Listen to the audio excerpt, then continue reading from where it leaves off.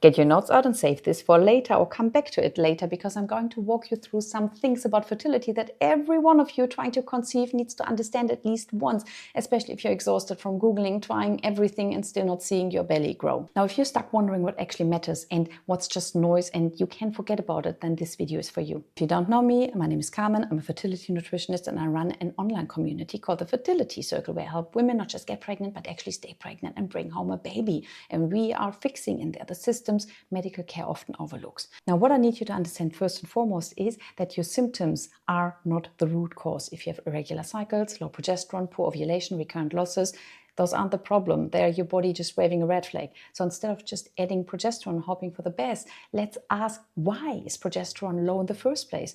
And very often it's because you have a weak ovulation, blood sugar is unstable, or your thyroid isn't working optimally. And many of you have never had a full thyroid panel in the first place done properly. So go and get that checked.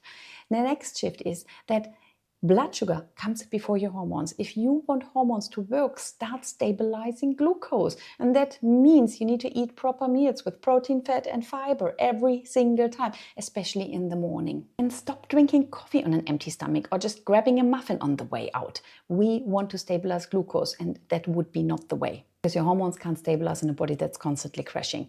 The next thing is that we want to build daily safety signals into your life. Walks, breathing exercises, meditation, early nights, please, and slow down after ovulation. Stop doing HIIT workouts in your luteal phase, and stop treating stress as something you deal with later as well, because a nervous system stuck in fight or flight will always prioritize cortisol over progesterone.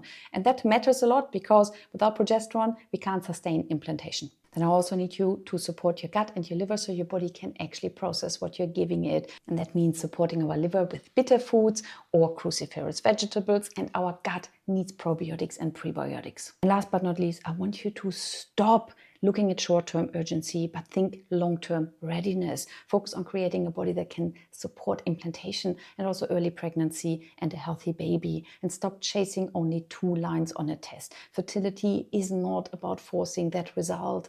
It's about understanding what phase your body is in and working with it patiently, because you don't want to get pregnant. You want to stay pregnant and deliver a baby. And there are 9 long months in between where you can't rely on just willpower.